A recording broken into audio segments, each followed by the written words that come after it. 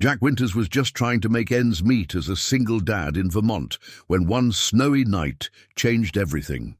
Driving home through a brutal snowstorm, he spots a young girl stranded on the frozen road. Without hesitation, he risks his own life to save her, not knowing she comes from one of the wealthiest families in New England. The next morning, a private jet lands near his modest home. The girl's family steps out with a gift that could solve all his problems, but it comes with an unexpected price. Sometimes the simplest acts of kindness lead to the most extraordinary twists of fate. What shocking secret could this wealthy family be hiding?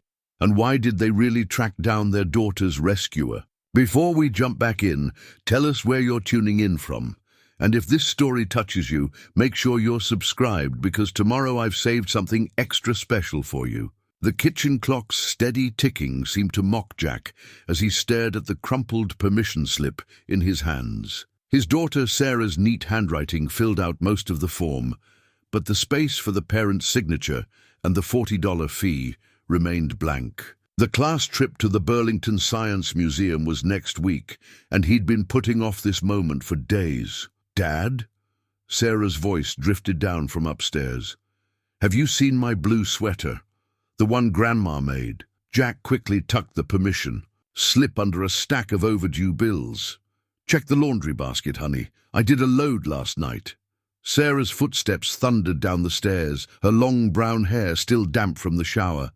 At 12, she was already showing hints of her mother's grace, the same determined chin and bright eyes that had first caught Jack's attention 15 years ago. "Found it!" She emerged from the laundry room, pulling on the hand-knit sweater. "You remembered to use the special soap, of course." Jack managed to smile, though his mind was still on the numbers he'd been crunching all morning.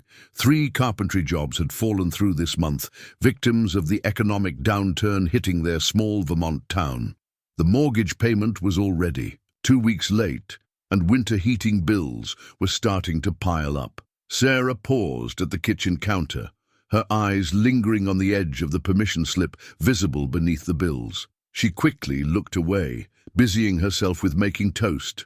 That was Sarah, always trying to make things easier for him, shouldering burdens no 12-year-old should have to carry. "Mrs. Peterson asked if you could look at her cabinet hinges," Sarah mentioned casually, spreading peanut butter on her toast. "She said they're getting loose again." Jack nodded, mentally adding it to his growing list of small repair jobs. "I'll stop by after work today. Every little bit helps, right?" "Right." Sarah's smile was bright, but he caught the worry in her eyes. "And Dad, Jenny said her mom needs help with their deck railings too. I told her you're the best carpenter in Vermont. My own personal marketing department." Jack ruffled her hair, heart swelling with pride and ache. She was too young to be worrying about bringing in work for him. The ancient truck's dashboard clock read 7:15 when they pulled up to the middle school. Sarah gathered her backpack, then hesitated. "Dad, about the Science Museum trip." She fidgeted with her sweater sleeve. "Mrs. Roberts said they need chaperones. Maybe you could volunteer instead of, The lump in Jack's throat grew. Even now, she was trying to find solutions to make things work, just like her mother had always done. "I'll talk to Mrs. Roberts," he promised, though they both knew his work schedule wouldn't allow it. "Have a good day, sweetheart." He watched her join the stream of students heading into the building, her blue sweater bright against the grey November morning. The permission slip seemed to burn in his pocket, a physical reminder of all the ways he was failing her.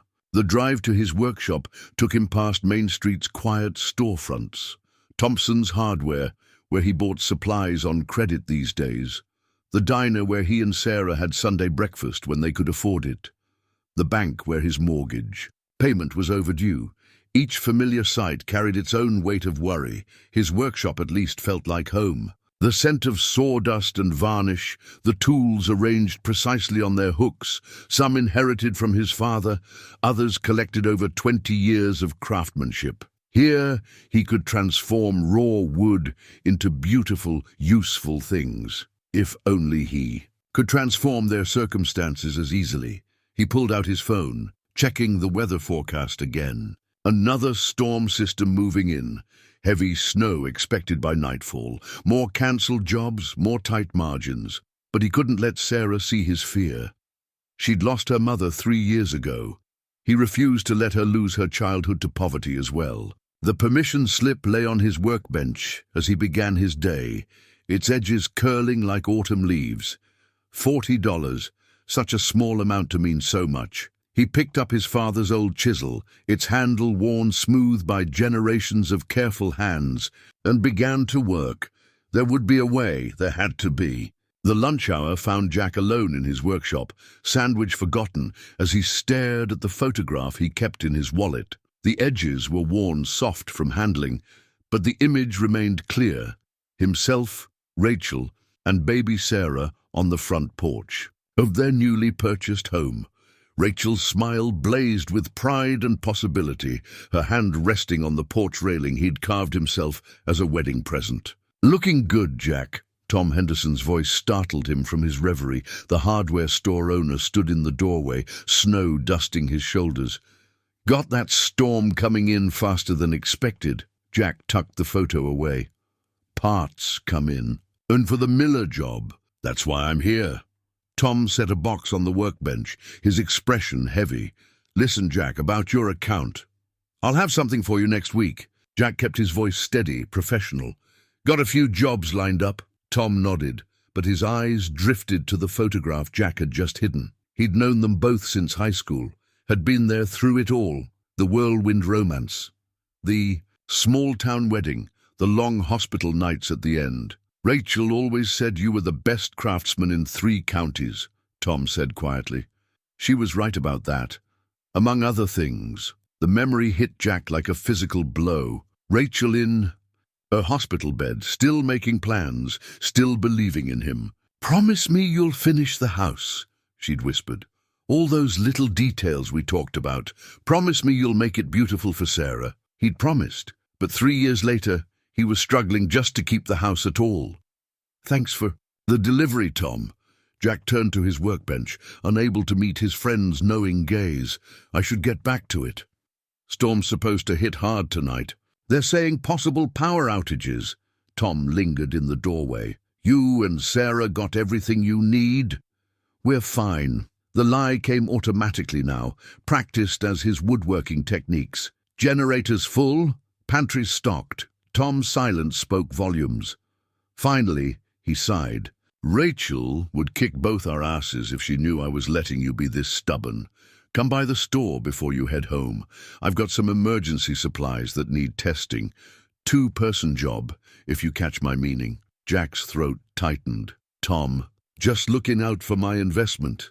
Can't have my best customer freezing to death, can I?" Tom's boots crunched in the new snow as he left, leaving Jack alone with his memories and his pride. The afternoon light faded early, hurried along by the approaching storm. Jack worked steadily, losing himself in the familiar rhythms of his craft. Rachel had loved watching him work, sitting in the corner of his workshop with her sketchbook, designing the details they'd add to their house someday. The carved medallions for the stair risers, the built-in bookcase for Sarah's room, the garden arch where morning glories would climb. He'd completed exactly none of them. The wind picked up outside, rattling the workshop windows. Jack checked. His phone, 3 texts from Sarah. "Storm's getting worse. School might close early. Mrs. Roberts says all after-school activities are cancelled. Dad, you'll be careful driving home, right?" His daughter, always worrying about him when it should be the other way around. He texted back quickly, "Of course, sweetheart, you too." The photograph seemed to burn in his wallet as he began cleaning up for the day. Rachel would be so proud of the young woman Sarah was becoming, and so disappointed in his failure to provide the life they'd planned together. "I'm trying, Rach," he whispered to the empty workshop. "God knows I'm trying." The first serious flurries were starting as he loaded his tools into the truck. Against his better judgment, he found himself turning toward Thompson's Hardware. Tom's offer of help stuck in his throat, but Rachel's voice echoed in his memory. "Sometimes the strongest thing you can do is accept help when it's offered with love." The truck's heater wheezed against the growing cold. Above him, heavy clouds promised a long night ahead. But first, he had a daughter to pick up, a store to visit, and promises to keep, both to the living and the dead. The hastily sketched map from Tom lay on Jack's passenger seat, marking the safest route home from Sarah's school. The storm had intensified faster than anyone expected, turning the familiar Vermont roads into a treacherous maze of white. His truck's wipers fought a losing battle against the heavy snow, and the wind howled like a living thing. "Just a few more miles," he muttered, squinting through the windshield. Sarah sat beside him, unusually quiet, her hands clasped tightly in her lap. The school had closed early, but not early enough. Half the town was caught in this mess now. "Dad?" Sarah's voice was barely audible over the storm. "What's that?" Jack leaned forward, straining to see through the whiteout conditions. Something darker than snow moved at the edge of his headlight's reach. His first thought was deer. They were common on this stretch of road, but the shape was wrong. "Oh my God," Sarah gasped. "Dad, it's a person!" His daughter's words galvanized him into action. Jack pulled the truck as far to the side as he dared, emergency flashes cutting through the swirling snow. "Stay here," he ordered, already reaching for his heavy coat. The bitter cold hit him like a physical blow as he stepped out. The wind drove needles of ice into any exposed skin, and the snow was already past his ankles. He moved carefully toward the shape, one hand shielding his eyes. It was a child. A girl, maybe 10 or 11, huddled against the wind in a coat that looked more fashionable than functional. She startled at his approach, fear visible even through the curtain of snow between them. "It's okay," Jack called out, trying to project calm through the storm's fury. "I'm here to help. Are you hurt?" The girl shook her head, then nodded, then shook it again. Up close, he could see she was shivering violently. No hat, no proper boots. She was dressed for a quick car ride, not a winter storm. "I'm Jack," he said, moving slowly closer. "That's my daughter Sarah in the truck. We live near here. Can you tell me your name?" "Emily," she managed through chattering teeth. "Our car. Mom tried to turn around. I got out to help guide her, and—" She gestured helplessly at the white void around them. Jack's heart clenched. Somewhere out here was a parent frantically searching for their child. But in these conditions, finding a specific section of road would be nearly impossible. "Let's get you warm first," he said, already shrugging out of his coat. "Then we'll figure out the rest." Emily tried to protest as he wrapped the coat around her, but her body betrayed her by leaning into its warmth. Jack scooped her up. She weighed almost nothing, and fought his way back to the truck through snow that was already drifting, knee-deep. Sarah had the back door open before they reached it. "I turned the heat up all the way," she said, practical in crisis, just like her mother. She helped Jack settle Emily into the back seat, then climbed in beside her, already pulling an old blanket from under the seat. Jack's hands shook as he pulled Tom's map from the passenger seat. The roads that had been relatively clear an hour ago were now marked with hastily scrawled X's, closed by the storm. Their usual route home was blocked, but he knew these back roads better than most. "Emily," he said gently, turning to face the girls, "did your mom have a phone? Do you remember her number?" Emily nodded, then burst into tears. "It's not working out here. We were trying to get back to the main road." "It's okay," Sarah soothed, wrapping both the blanket and an arm around the younger girl. "Dad knows every road in Vermont. He'll figure it out." Jack met his daughter's eyes in the rearview mirror, saw her absolute faith in him. He thought of Rachel, of promises kept and broken. The storm raged harder, but his path was clear. "First, we get somewhere safe," he said, firmly. "The house is closest. Once we're there, we'll contact the authorities, let them know where you are. Your mom will be worried sick, but she'll want you warm and safe." Emily's shivers were subsiding under the combined assault of heater, blanket, and Sarah's protective presence. "Thank you," she whispered. "I was so scared." "Not anymore," Sarah assured her. "Dad's got this." Jack turned back to the road, hand tightening on the wheel. The truck's headlights carved a narrow path through the white chaos, and Tom's map showed the way. But it was his daughter's confidence that steeled his resolve. Sometimes the hardest paths were also the clearest. "Hold on, everyone," he said, carefully putting the truck in gear. "We're going home." The familiar crunch of gravel under tires had never sounded so welcome. Jack's hands were stiff from gripping the wheel by the time he pulled up to the house, the truck's headlights illuminating swirling curtains of snow. The short drive had taken nearly an hour, each mile a battle against the strengthening storm. "Home, sweet home," Sarah announced, helping Emily untangle herself from the blanket. In the truck's dome light, Jack noticed for the first time the delicate silk scarf around Emily's neck, its pale blue fabric embroidered with what looked like real silver thread. The designer label caught his eye, the kind of thing he'd seen in store windows but never imagined buying. The wind nearly tore the truck's door from his hands as they made their dash for the house. Emily stumbled in the deep snow, her leather boots clearly meant for fashion rather than Vermont winters. Without hesitation, Jack scooped her up again, following Sarah's bobbing figure to the front porch. Inside, the house was already growing cold. "Power's out," Sarah reported, flicking a useless light switch. "I'll get the emergency lantern." "Generator first," Jack corrected, settling Emily on the couch. "Get those wet things off before you get cold. Sarah can loan you something dry." Emily's fingers trembled as she unwound the expensive scarf. "My mom gave me this for my birthday," she said softly. "Last week. It's from Paris." Jack carefully draped the soggy scarf over a chair back, noting the way Emily watched it with worried eyes. "We'll make sure it dries properly," he promised. "Sarah, show Emily where to change while I get the generator started." The girls disappeared upstairs, their whispered voices mixing with the storm's howl. Jack fought his way to the garage, grateful now for Tom's insistence on testing the emergency supplies. 10 minutes later, the generator hummed to life, bringing blessed heat and light to the first floor.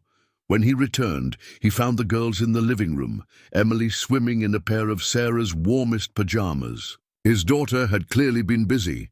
Blankets were piled on the couch, and she was setting up what looked like a makeshift fort using kitchen chairs and spare sheets. "Hot chocolate?" Sarah asked, already heading for the kitchen.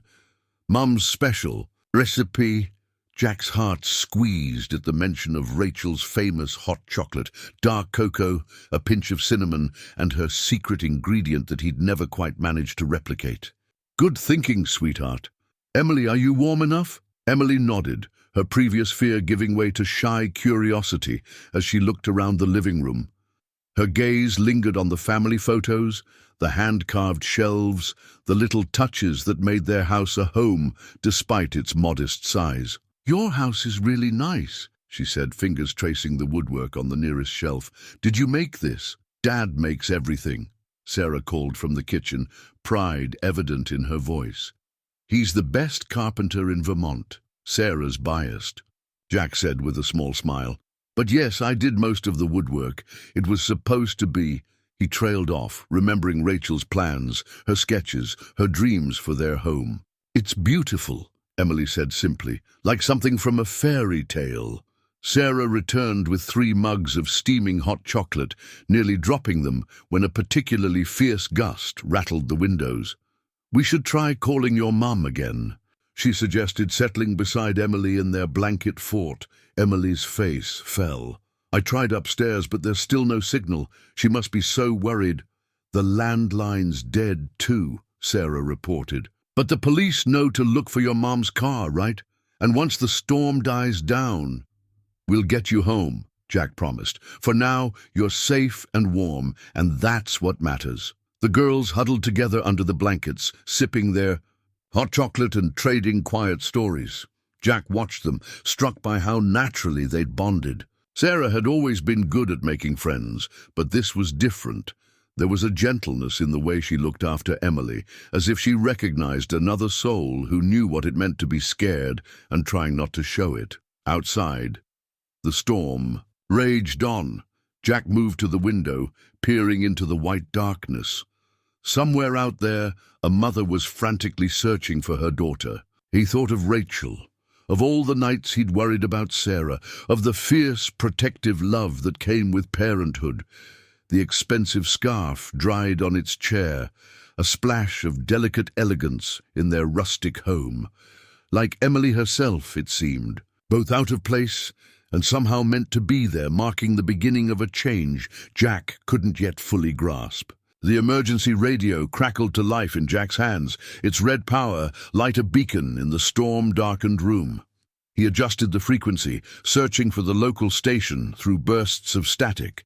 Sarah and Emily remained huddled in their blanket. Empty hot chocolate mugs scattered around them like driftwood after a tide. Severe weather warning remains in effect, the announcer's voice cut through the interference. All roads north of Burlington closed. Emergency vehicles only. Residents advised to shelter in place. Emily sat up straighter, her borrowed pajamas slipping off one shoulder. Can you try the police frequency? Maybe they found my mum's car. Jack adjusted the dial, remembering the codes from his summers volunteering with the rescue squad. Through the static, dispatchers coordinated search efforts, directing plows and emergency vehicles across the county.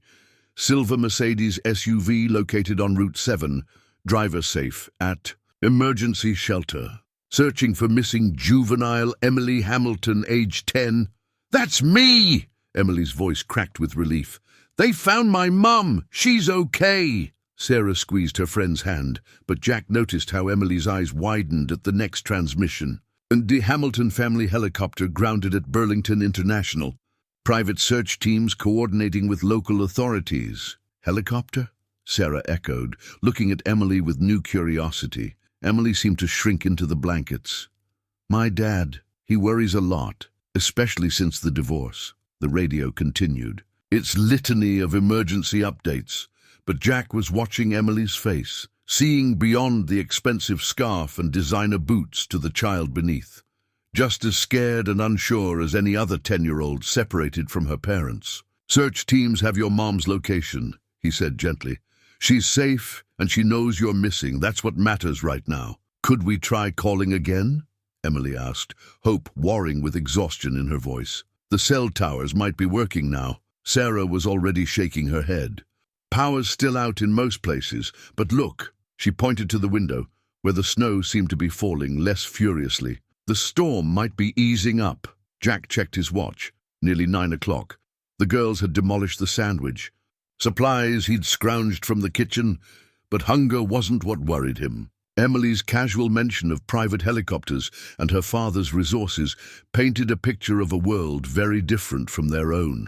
The radio squawked again. Update on missing juvenile. Emily Hamilton, age 10, last seen wearing light blue Burberry coat and Christian Louboutin boots. Sarah's eyes widened at the designer names. Emily stared at her borrowed flannel pajamas, cheeks flushing. I didn't mean to cause so much trouble, she whispered.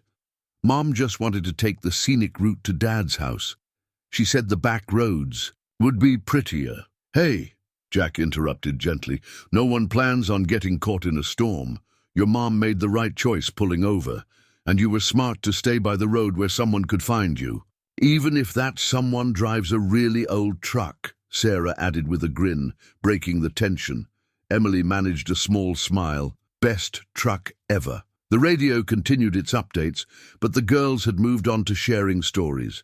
Sarah describing her favorite hiking trails, Emily talking about her new school in Boston. Jack listened with half an ear, noting how carefully Emily avoided mentioning anything about her family's wealth, how eagerly she asked Sarah about small-town life. Through the window, he could see the storm beginning to lose its fury. Soon, the search teams would be able to move again.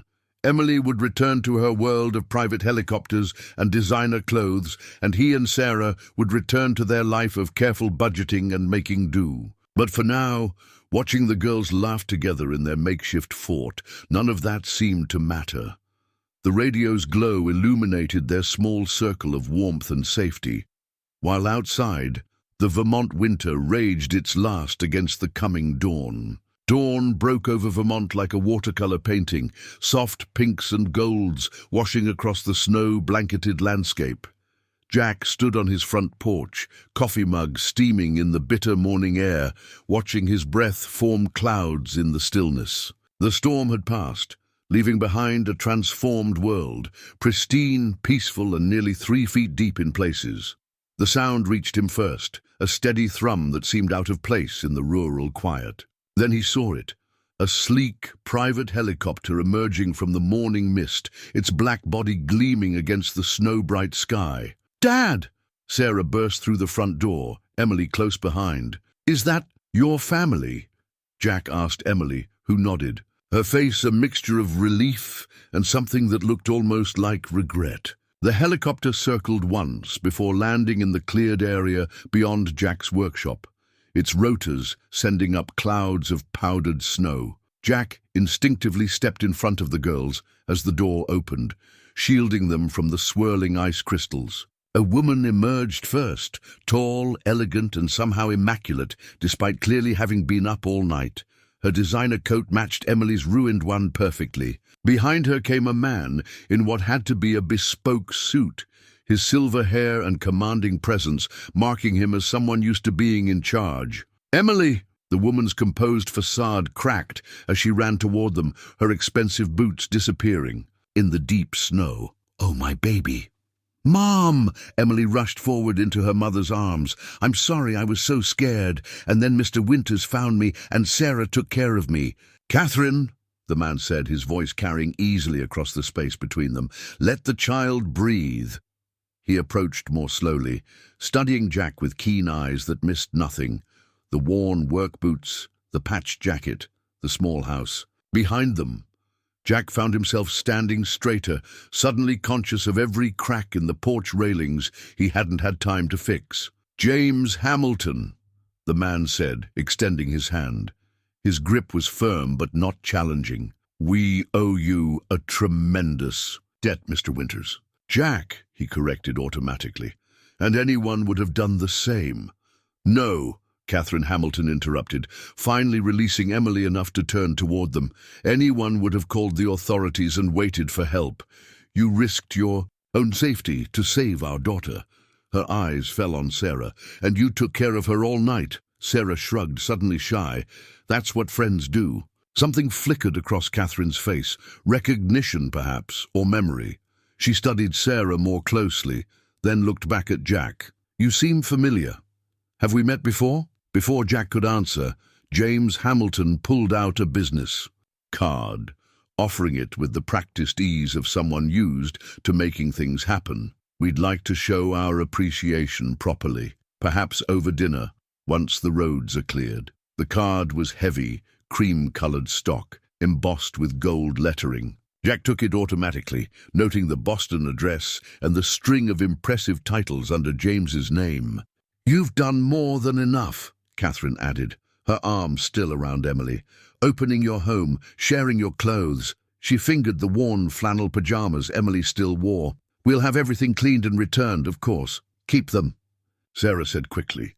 As a reminder, Emily's smile could have lit up the whole snow-covered valley. "Can we, Mom? And maybe Sarah could come visit sometime. Their house is amazing. Mr. Winters built everything himself. He's a carpenter, but not just regular carpenter. He's an artist. You should see the shelves he made, and the porch railings. And Emily," James interrupted gently, "let's get you home and warmed up first. Then we can discuss visits." He turned back to Jack. "The offer stands. Dinner at your convenience. We'd like to thank you properly." Jack felt the weight of the business card in his hand, saw the way Sarah and Emily were already making plans in whispered voices, noticed how Catherine kept glancing at their house with an expression he couldn't quite read. "That's very kind," he said carefully. "But really, anyone would have—" "Jack," Catherine's voice was soft but firm, "accept the dinner invitation. Please, some things are meant to be." There was something in her tone, something in the way she looked at Sarah, that made Jack's breath catch. But before he could respond, the helicopter pilot appeared with news about a narrow weather window for takeoff. The goodbyes were quick, fierce hugs between the girls, polite handshakes among the adults, promises to call once phones were working. Again, Jack stood with Sarah on the porch, watching the helicopter lift off into the brightening sky, taking Emily back to her world of private aircraft and unlimited resources. The business card felt heavy in his pocket, like a key to a door he wasn't sure he wanted to open. 2 days later, Jack found himself standing before his closet, realizing he owned nothing appropriate for dinner at the Hamilton estate. The business card sat on his dresser, its golden letters catching the afternoon light. Hamilton House, 7 p.m. Dad? Sarah appeared in his doorway, already dressed in her Christmas dress from last year, thankfully still fitting. Are you going to wear your interview suit? The interview suit. A decade old, purchased for the job that would have taken them out of Vermont, the one Rachel had urged him to take before she got sick. He'd kept it, though he couldn't say why. Looks like I'll have to, he said, pulling out the garment bag. How are you feeling about tonight? Sarah flopped onto his bed, her dress poofing around her. Emily texted me pictures of their house. Dad, they have a library, like a real one with ladders on rails and everything. Jack was still getting used to the idea of Emily's spare phone, given to Sarah yesterday by courier, along with an invitation for nightly video calls. The Hamiltons moved fast when they wanted something. A knock at the front door startled them both. That's weird, Sarah said, checking her phone. We're not supposed to leave for another hour. Jack headed downstairs, straightening his work shirt automatically. Through the front window, he saw an unfamiliar luxury car in the driveway, its black paint gleaming like a mirror. Catherine Hamilton stood on his porch, elegant as ever in a casual outfit that probably cost more than his monthly mortgage. I hope you don't mind me dropping by early, she said when he opened the door.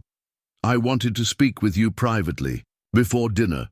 Something in her tone made Jack's spine straighten. Of course, come in. She entered their home with the same careful attention she'd shown 2 days ago, her eyes lingering on the handcrafted details. From upstairs came the sound of Sarah's voice, presumably updating Emily about the unexpected visit. You have a beautiful home, Catherine said, but she wasn't looking at the house anymore. She'd removed something from her purse, a small leather case that looked old and well cared for, and a remarkable daughter. Thank you, Jack said cautiously. Sarah's my whole world.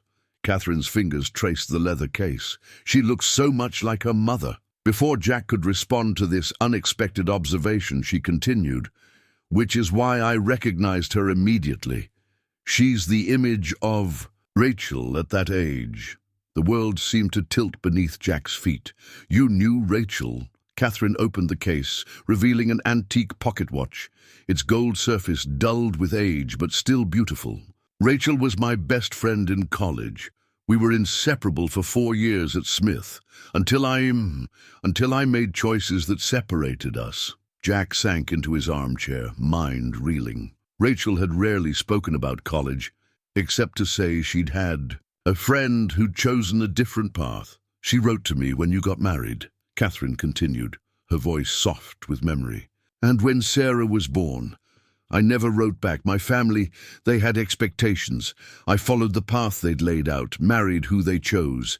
Rachel chose love. She held out the pocket watch. This belonged to my grandfather. He gave it to me the day I graduated, told me to give it to someone who understood the true value of time. I always meant to give it to Rachel, but I was too much of a coward to reach out.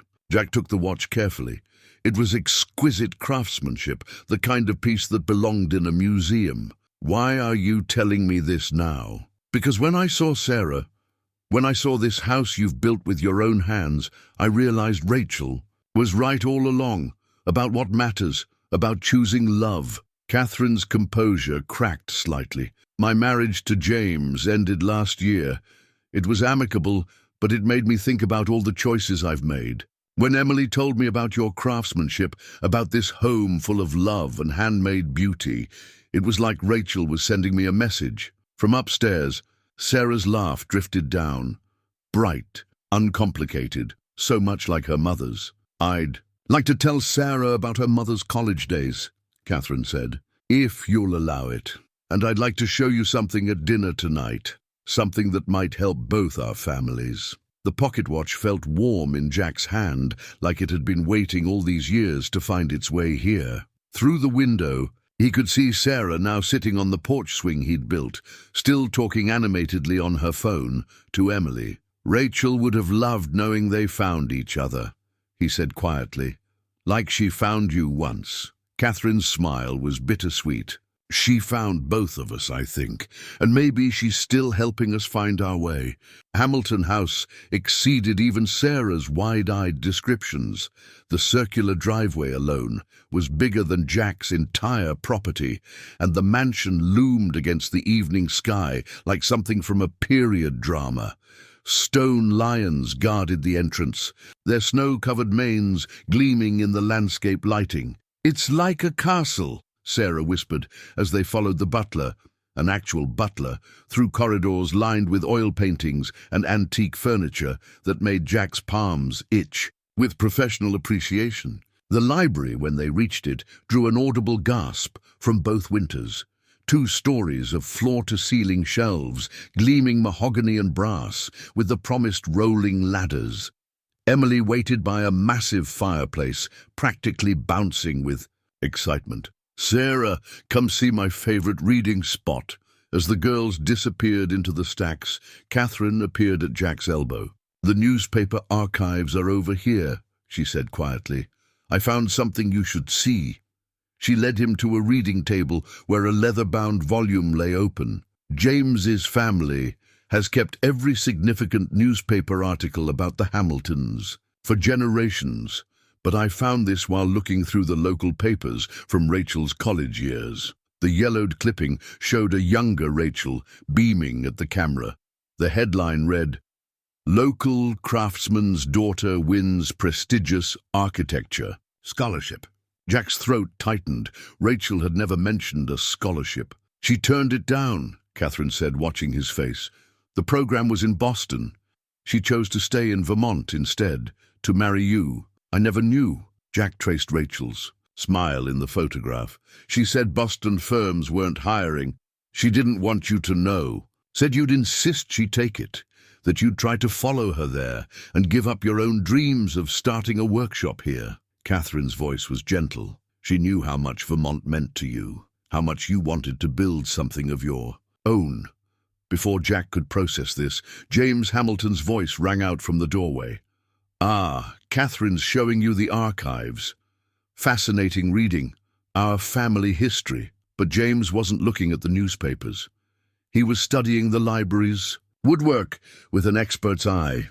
"Emily tells me you're responsible for some remarkable carpentry. I'd love your professional opinion on these shelves. They're original to the house, installed by a master craftsman in 1892. Jack welcomed the shift to familiar territory, moving closer to examine the joinery. "Beautiful work.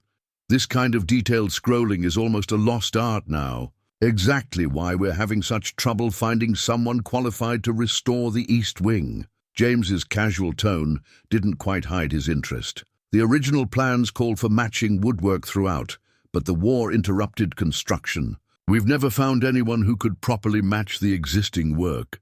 Catherine and James exchanged a look that seemed weighted with meaning. From deeper in the library came the sound of girls' laughter, echoing off the high ceiling. "The original plans," Catherine said carefully, "were drawn by the same architect who designed the public library in Burlington, the one Rachel used to sketch during our study breaks." Jack's mind was spinning.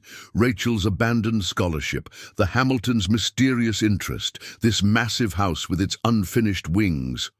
Sarah and Emily reappeared, cheeks flushed with excitement. "Dad, Emily's going to teach me chess. They have a glass set that's over 100 years old." "Speaking of old things," James said smoothly, "I believe dinner is ready. We can discuss restoration projects later." As they followed their host to the dining room, Jack noticed Catherine lingering by the newspaper archive, her fingers resting on Rachel's smiling photograph. The pocket watch felt heavy in his suit jacket, like it was trying to tell him something about time and choices and second chances.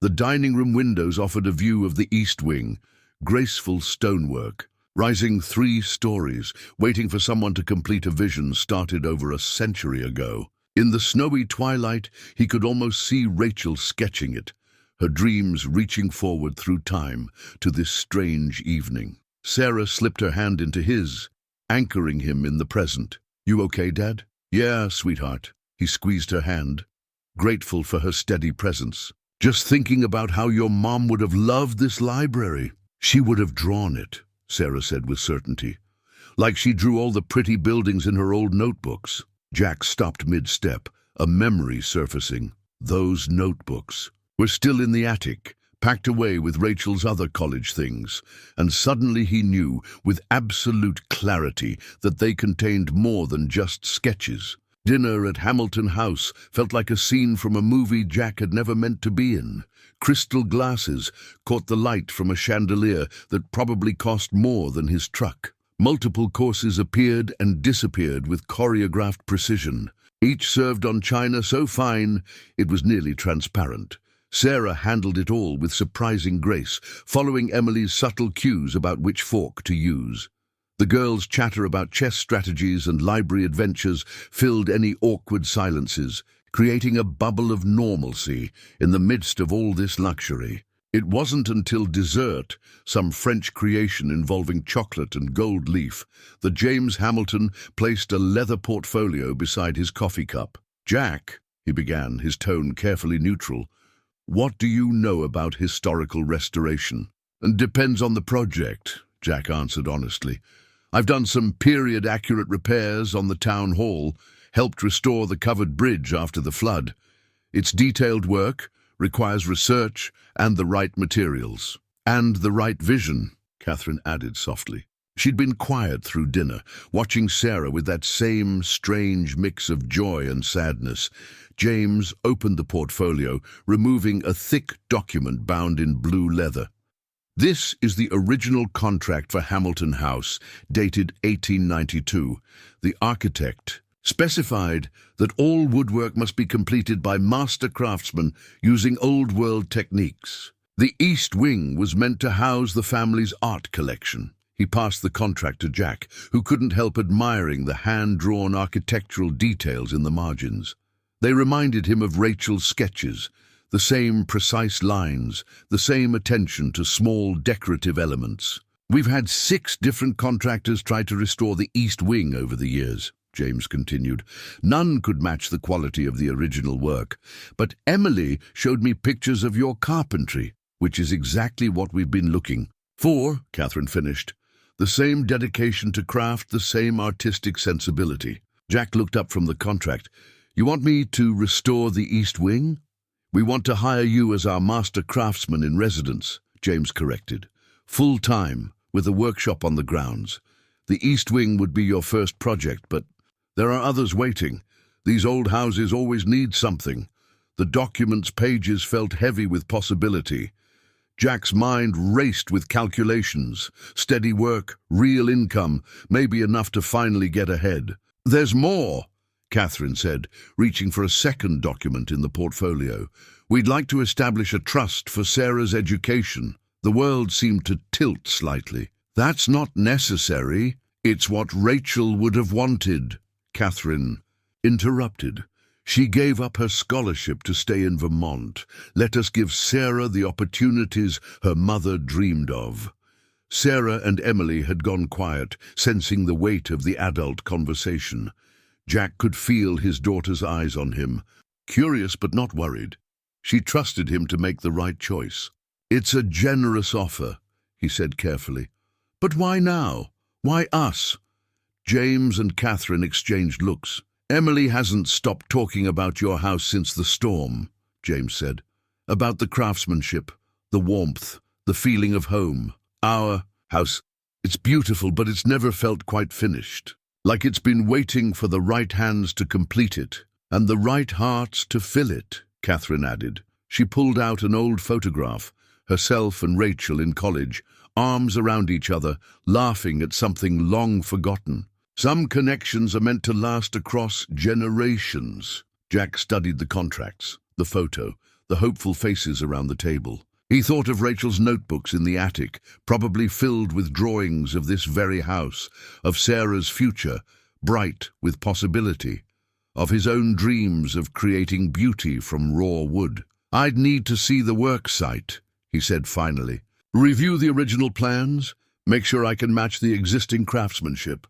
James broke into a genuine smile. "Of course, we can tour the East Wing after dinner, and I'll need my own tools, my own workspace." "Already planned for," Catherine assured him. "The old carriage house is perfect for a workshop." "And we can visit all the time?" Emily asked, breaking her silence. "Sarah can see the library whenever she wants." The adults laughed, breaking the tension. Jack looked at his daughter, saw Rachel's determination shining in her eyes. "What do you think, sweetheart?" he asked. "Ready for some changes?" Sarah's smile was all the answer he needed. "Mom would love it, Dad. She always said your work belonged in a museum." Jack fingered the pocket watch in his jacket, a piece of the past pointing toward the future. Sometimes, he realized, the most valuable things we build aren't made of wood at all. The East Wing of Hamilton House felt like stepping into a time capsule. Beneath dust sheets, bare wooden beams reached toward high ceilings, waiting for the craftsman's touch they'd been denied a century ago. Jack's footsteps echoed on the unfinished floors as he followed James through the space, his mind already cataloguing the work needed, seeing the possibilities. "The original plans are in here," James said, leading them to a small study off the main corridor. Unlike the unfinished wing, this room was fully restored, its walls lined with architectural drawings and family photographs. Catherine was already there, holding a yellowed envelope. Her hands trembled slightly. "I found this while looking for the blueprints. It's from my grandmother to Rachel." Jack took the envelope carefully. The date showed it had been written just months before Rachel's death, but she'd never mentioned it. "Read it," Catherine urged softly.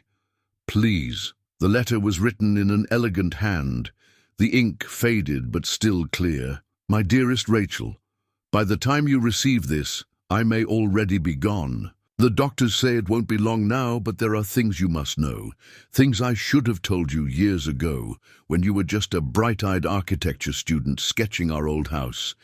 Catherine doesn't know I've maintained our correspondence. All these years, she chose the path her parents demanded, as I once did.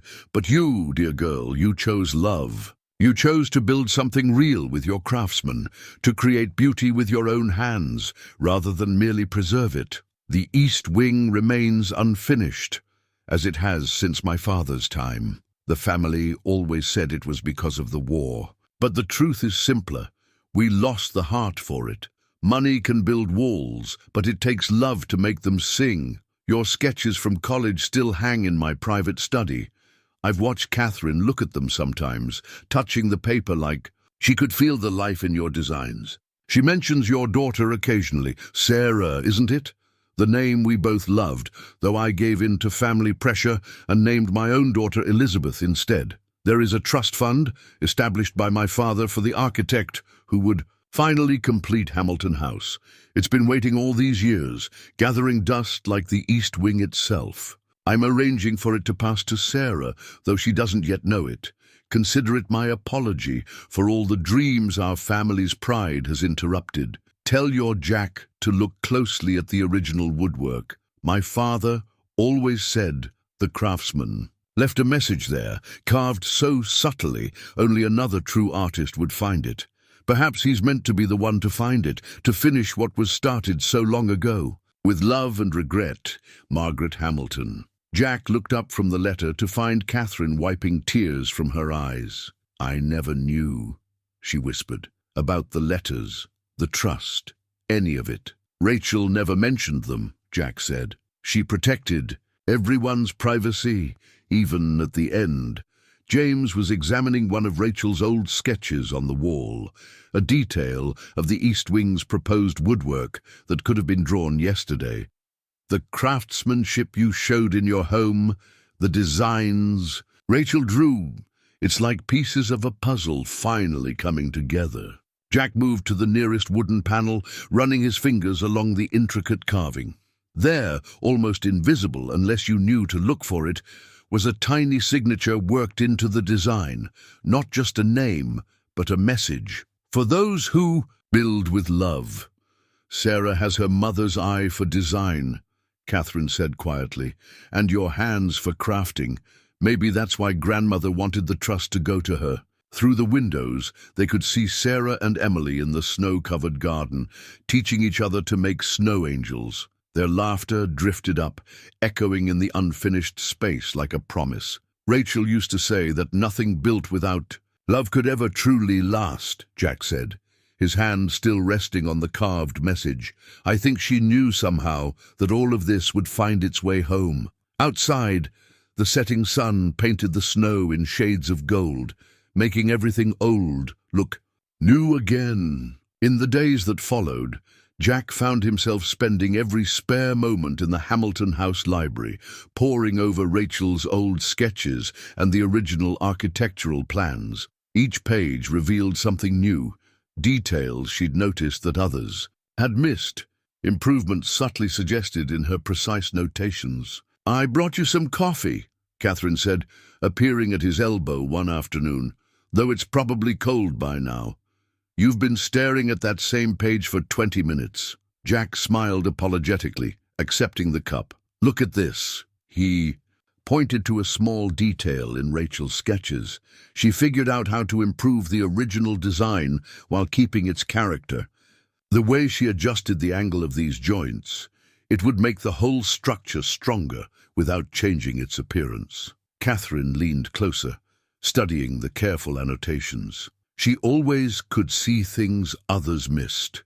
Even in college, she'd noticed the tiniest details in buildings everyone else just walked past. A burst of laughter from the garden drew their attention. Sarah and Emily were attempting to build a snow fort, supervised by James, who appeared to be offering architectural advice with mock seriousness. Sarah's exactly the same, Jack said softly. She can spot a loose joint or an uneven cut before I even finish a piece. She gets that from both of you. Catherine pulled out a rolled tube of papers from behind her back, which is why I wanted to show you these. The blueprints were obviously old, but carefully preserved. As Jack unrolled them, his breath caught. They showed a conservatory, a magnificent glass and wood structure that would connect the east wing to the gardens. It was in the original plans, Catherine explained, but was considered too ambitious even before the war interrupted construction. The engineering challenges alone are solved right here, Jack finished, pointing to Rachel's familiar handwriting. In the margins of the blueprint, she'd made these annotations recently. The ink was far less faded than the original drawings. She must have found these plans during her research. Look, she figured out how to redistribute the weight load, using modern materials while keeping the historical aesthetics. Catherine's eyes shone with unshed tears. She never stopped dreaming about this place, did she? Even after choosing a different path, Jack completed quietly. No, she never stopped dreaming. Just found new ways to build beauty. He studied the conservatory plans with growing excitement. The structure would be challenging, a perfect blend of traditional craftsmanship and modern engineering. The wood and glass design would require every skill he possessed, plus some. He'd need to master. We'd need to update some of the materials, he said, already making mental calculations. Modern glass has different properties, and some of these wood species are protected now. But the basic design, it's brilliant. The way it brings the outside in, how it would light up the East Wing gallery. Then it's yours, Catherine said simply, if you want it. After the main restoration is complete, of course. Jack looked up sharply. This would be a massive undertaking. The cost alone is already covered by the trust Margaret set up. Catherine smiled. She didn't just leave money for Sarah's education.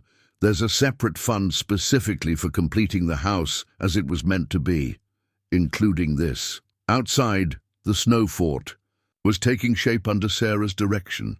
She had her mother's way of seeing the final form in raw materials, of guiding others to share her vision. There's something else, Catherine said, pulling a smaller roll of paper from the tube.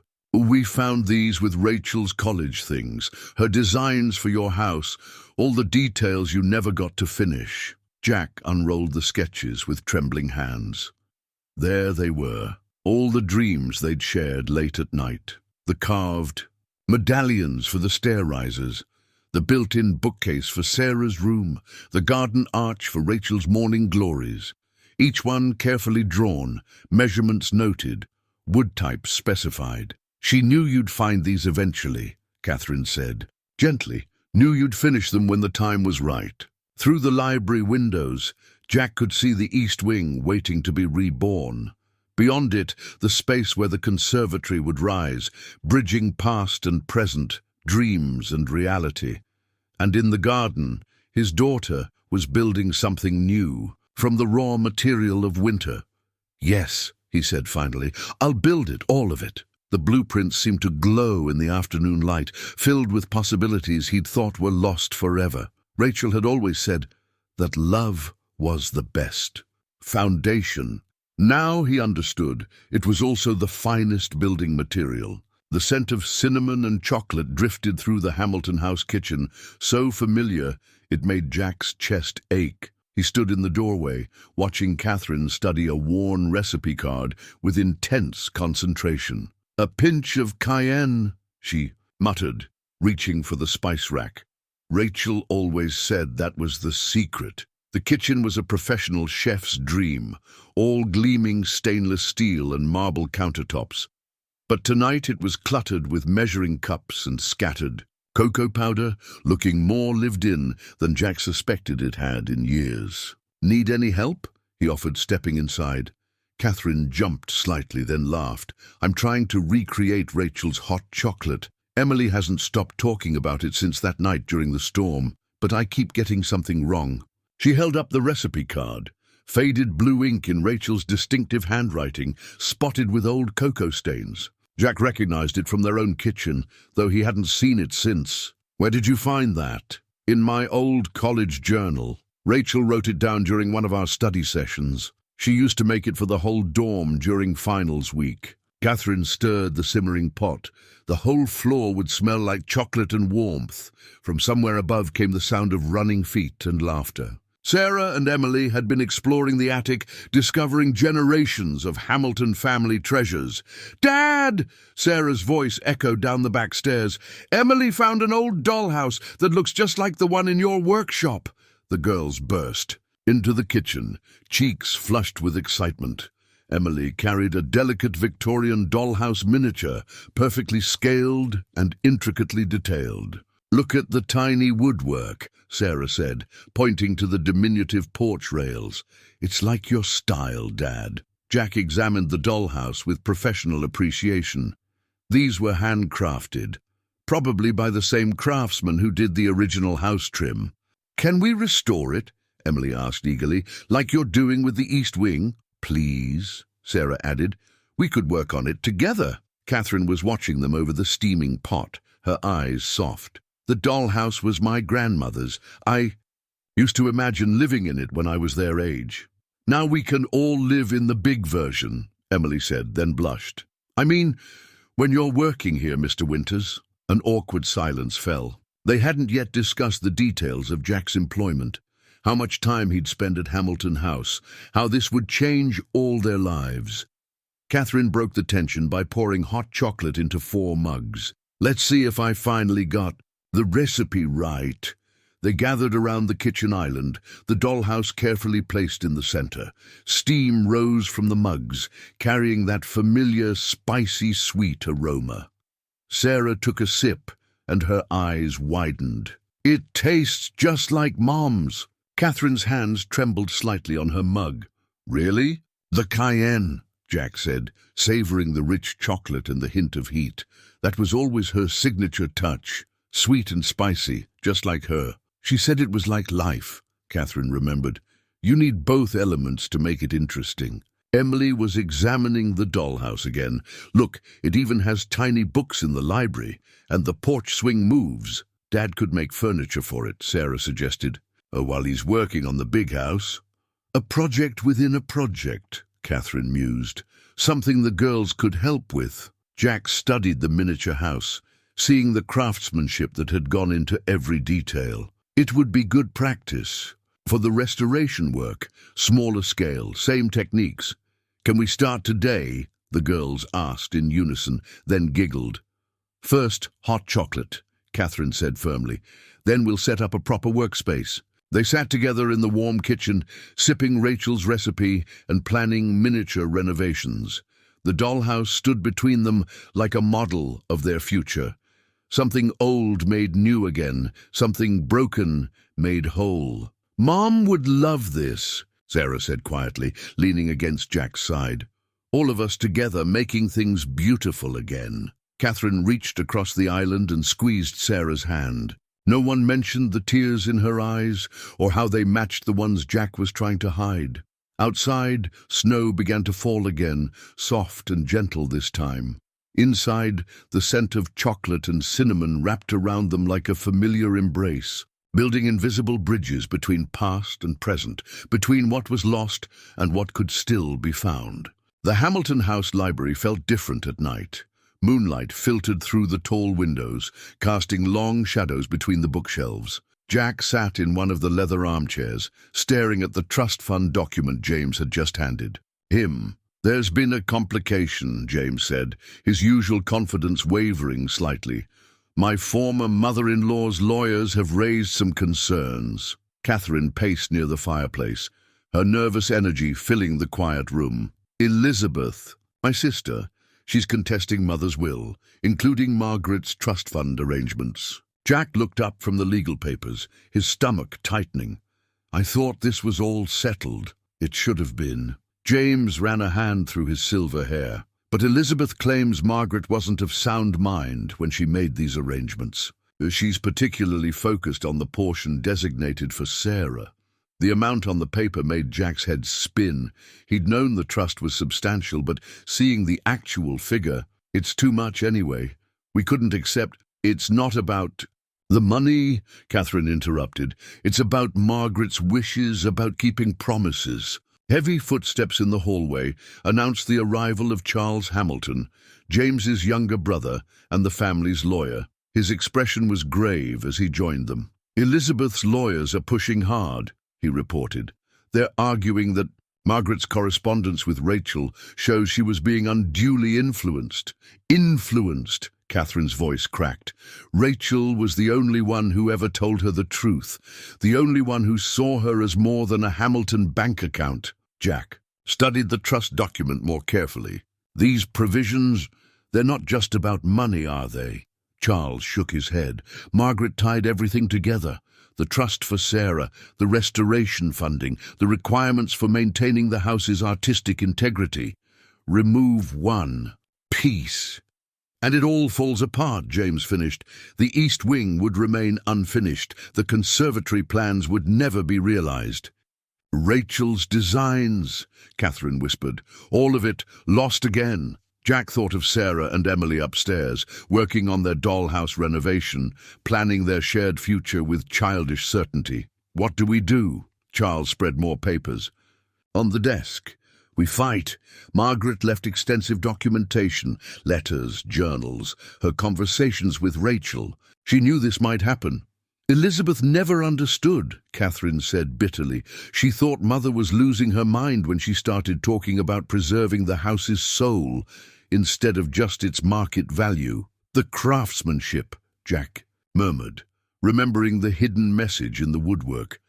That's what Margaret saw in Rachel's designs, not just beauty, but understanding. James nodded slowly, which is why she wanted you here, Jack.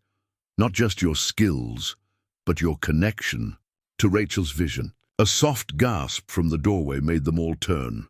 Sarah stood there in her pajamas, Emily right behind her.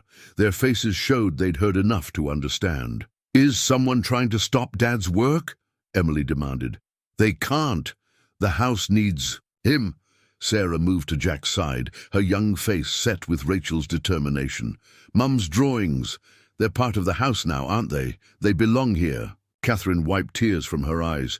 Yes, they do. Just like you belong here, Sarah. Margaret knew that. Charles gathered the papers, his expression thoughtful. Maybe that's our answer. Not just legal arguments, but showing how all these pieces fit together. The craftsmanship, the family connections, Rachel's designs, the past and future meeting, James said. Not just preserving history, but bringing it alive again. Jack pulled Sarah close, feeling the weight of Rachel's dreams and Margaret's trust. "What do you need from me?" "Your story," Charles said simply. "Your work. Show them what Margaret saw. That true craftsmanship is about more than skill. It's about heart." Outside, clouds crossed the moon, changing the shadows in the library. Jack thought of Rachel sketching this room, seeing past its current elegance to what it could become.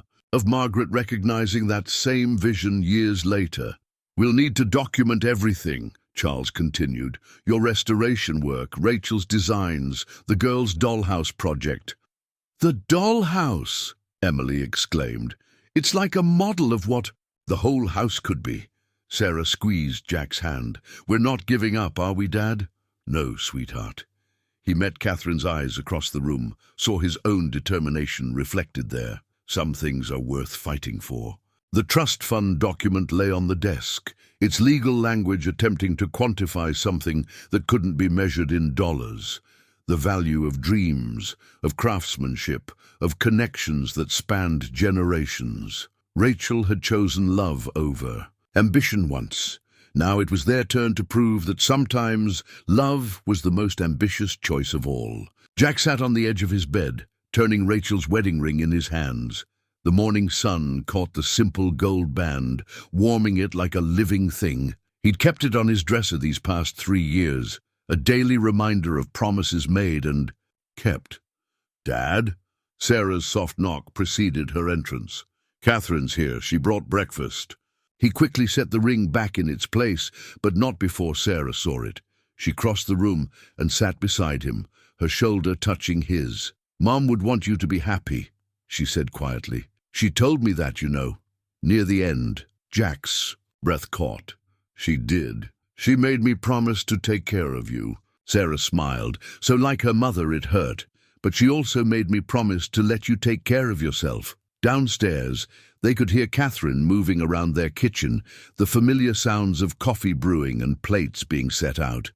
She'd been spending more mornings here lately, bringing fresh pastries and construction updates that somehow turned into long conversations. "The house is coming alive again," Sarah continued, "just like Hamilton House is. Maybe that's what Mom meant about taking care of ourselves." Jack picked up the ring again, studying the inscription inside. "Love builds." They'd chosen it together, Rachel insisting it was perfect for a carpenter's wife. "Catherine's good for you," Sarah said suddenly. "She makes you laugh, like Mom did." "Sarah, and she tells the best stories about Mom in college.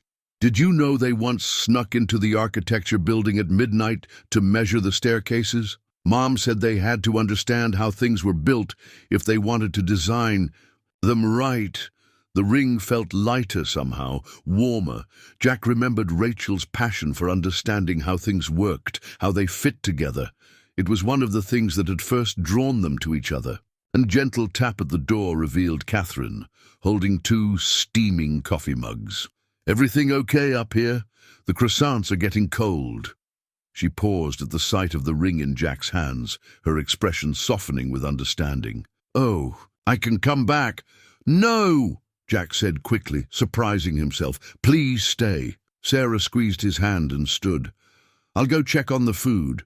Emily's coming over to work on the dollhouse, and she always forgets to eat breakfast." Once she was gone, Catherine sat carefully in Sarah's place. "Rachel's?" Jack nodded. "I've been thinking about what she'd want. For Sarah, for the house, for you." Catherine's voice was gentle. "She always said everything had its season. Like the morning glories she wanted to plant on that garden arch I never built." He closed his fingers around the ring. "But I think she knew there would be new seasons." Catherine's hand found his, warm and steady. "She was the wisest person I ever knew. Even at 20, she understood things the rest of us took decades to learn." "Like what?" like how love isn't a finite resource, how it grows when you let it, builds on itself like layers of craft in fine woodwork. She smiled at his surprised. Look, those are her words, actually, from one of her letters to Margaret. Through the window, they could see Sarah and Emily in the garden, measuring spaces between trees with a tape measure, planning, designing, dreaming, just as their mothers had once done. "I'm not trying to replace Rachel," Catherine said softly. "I wouldn't want to. She's part of who you are, who Sarah is." "I know." Jack opened his hand, letting the ring catch the light again. "But maybe that's why this feels right. Because you understand that." From downstairs came the girls' laughter, the smell of coffee, the promise of warm croissants. The morning sun touched the half-finished garden arch, visible through the window, the one he'd finally started building from Rachel's plans. "Love builds," he said, reading the inscription one last time before standing. She meant that literally, didn't she? Not just about houses and furniture, but about life, about family. Catherine stood with him, her eyes bright with understanding, about second chances, about continuing what was started. He carefully placed the ring in its place of honor on the dresser, about honoring the foundation while building something new. Together, they headed downstairs to where their daughters waited, planning their next renovation project with inherited determination. The ring caught the sunlight one last time, blessing what had been and what could be, as Rachel had always done. The house deed sat on Charles Hamilton's desk, its crisp legal pages a stark contrast to the antique woodwork surrounding them. Jack studied the document, reading each line carefully as Charles explained the terms. "The carriage house conversion is complete," Charles said, pointing to the relevant section. "Once you sign, it's yours, a permanent residence on the Hamilton estate with full access to the workshop we've built for you." Catherine sat beside Jack, her hand occasionally brushing his for reassurance. James stood by the window, watching, Sarah and Emily giving the construction crew supervision on the East Wing restoration. "And our house?" Jack asked, thinking of the home he'd built with Rachel. "Will remain in your name," Charles confirmed. "The trust will cover its maintenance, ensuring Sarah always has her childhood home. But this arrangement gives you a base of operations here at Hamilton House, where most of the restoration work will take place." Jack turned to the next page, where photographs showed the transformed carriage house. The renovation had followed his own designs exactly, a perfect blend of historical accuracy and modern comfort. Large windows overlooked the workshop space, while the living quarters above offered views of both the East Wing and the future conservatory site. "It's like having two homes," Catherine said softly. "Two hearts beating in time." "The girls have already claimed the window seat in the library nook," James added with a smile. "Emily says it's perfect for reading while watching Dad work." The word Dad hung in the air, natural but significant. These past months had changed them all, blending their families in ways none of them had expected. "There's one more thing," Charles said, pulling out a final document. "Elizabeth has withdrawn her challenge to the trust." Jack looked up sharply. "What changed her mind?" "The dollhouse." Catherine's eyes sparkled, or rather, what the girls did with it. She opened her tablet, showing photographs of the meticulously restored miniature. Sarah and Emily had documented every step of their work, matching it to the main house's restoration.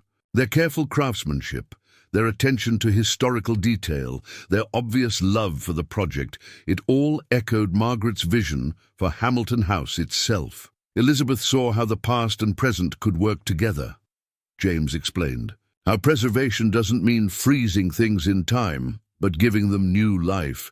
Jack thought of Rachel's designs, now being realized in both grand scale and miniature, of Sarah's growing confidence as she helped plan the renovations, of Catherine's morning visits becoming evening stays, their families weaving together like well-crafted joinery. The deed includes provisions for future projects, Charles continued.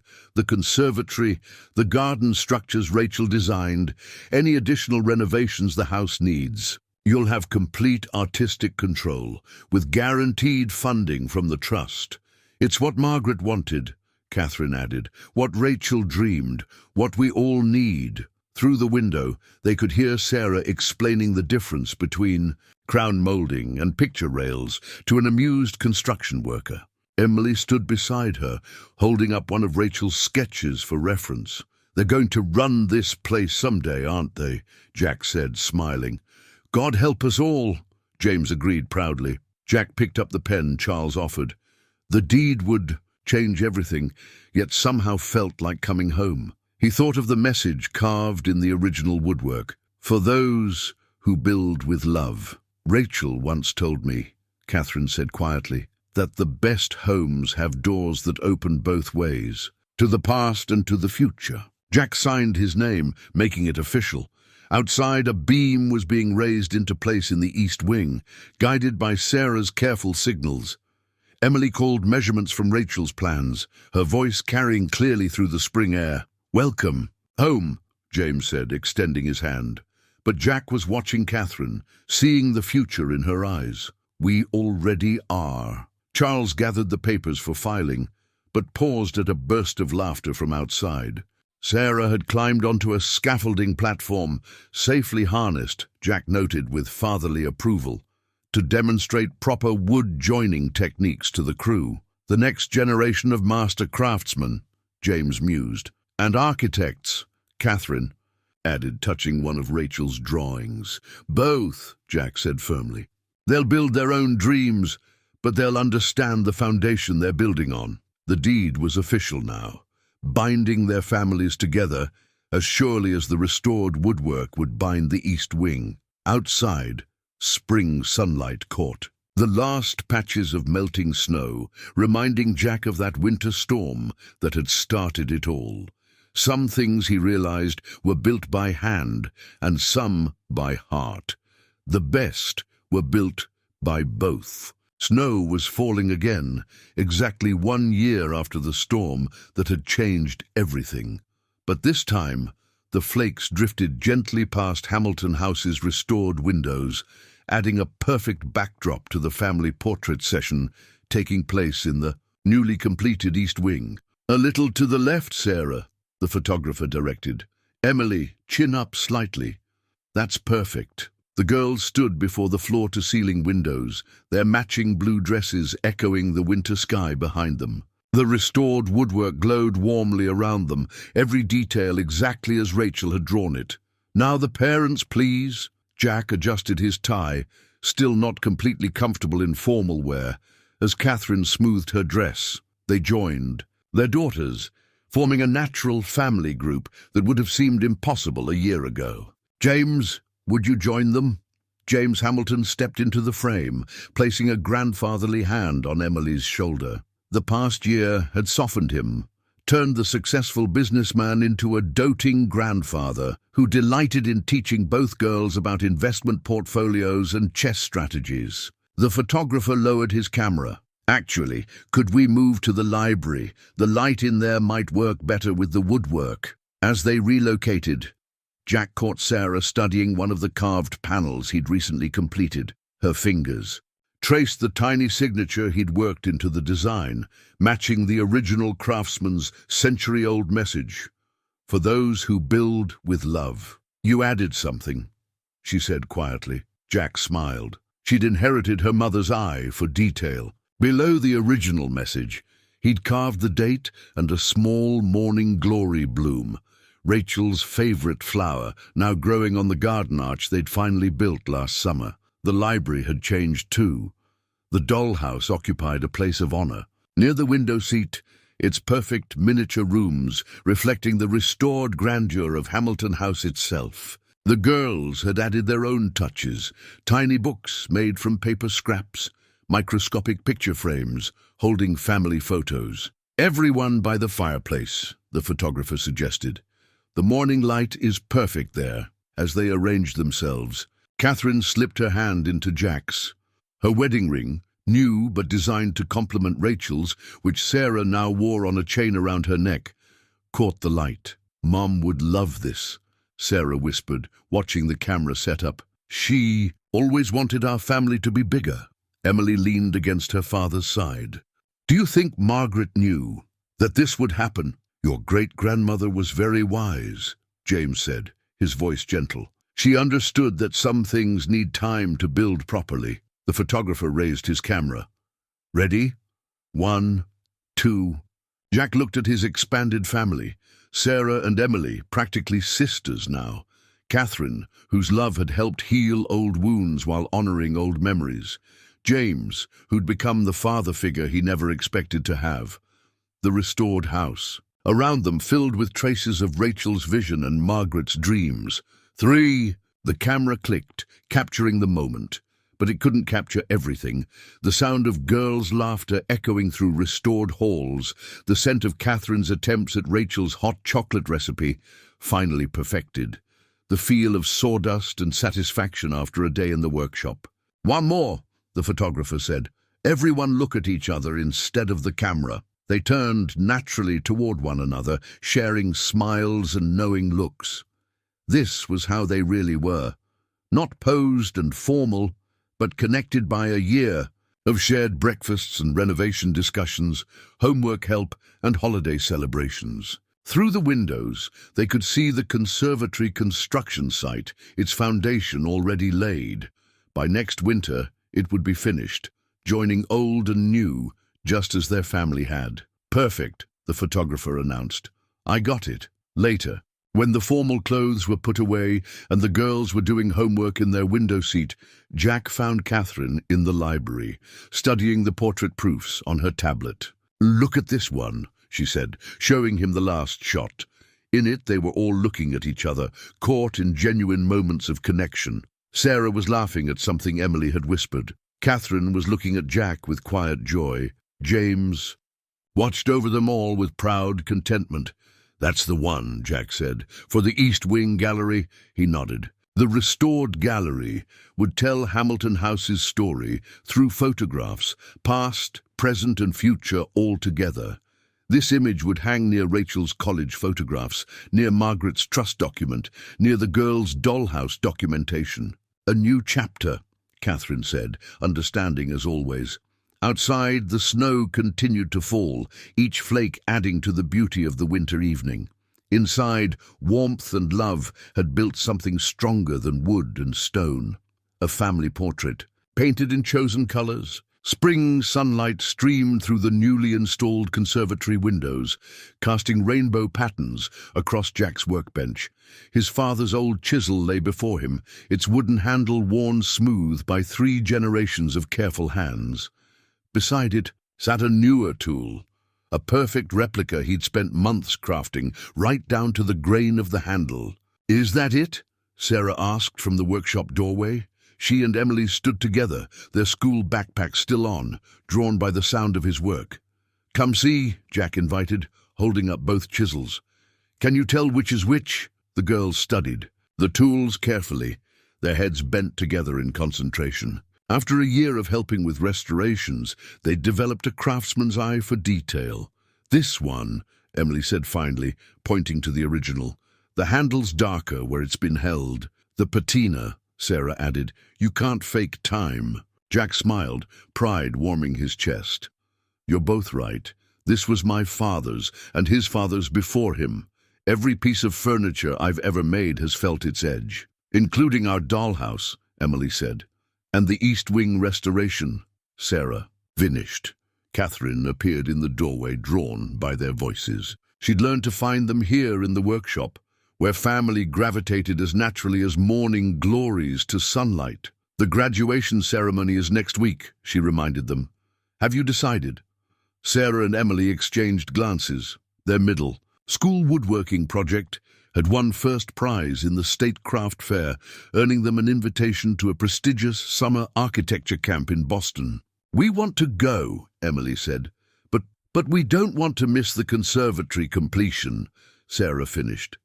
Jack picked up the new chisel, testing its weight one final time. "The conservatory will wait for you. Some things are worth taking." Time to build properly. Like families, Emily asked quietly. Exactly like families. Catherine crossed to stand beside Jack, her hand finding his shoulder. He held out the new chisel to the girls. This is for both of you, for your workshop. At camp, they took it carefully, reverently. Both of us? Sarah asked. You're a team now, Jack said simply, like the original craftsman who built this house, like your mother and Catherine were meant to be.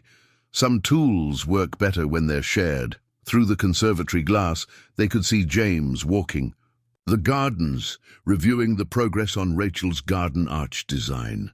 The morning glories were just beginning to climb its fresh carved spans. The camp application asked why we want to study architecture and crafting, Emily said, running her finger along the new chisel's handle. We told them about Mom's drawings, Sarah added, about how you finished her designs, about how Margaret knew the house needed the right hands to make it whole again, and about how sometimes love builds things stronger than wood and stone, Emily finished.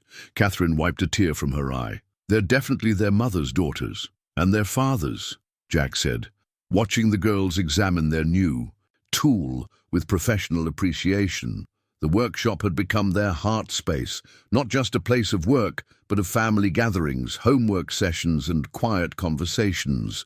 The walls were lined with Rachel's drawings, now accompanied by the girls' own designs. Their dollhouse restoration photos hung beside centuries-old architectural plans. We should take a picture, Catherine suggested, for the gallery wall. One condition, Jack said, picking up his father's chisel. No posing, just us, doing what we love. They gathered around the workbench naturally, the girls setting up their new tool for its first cut.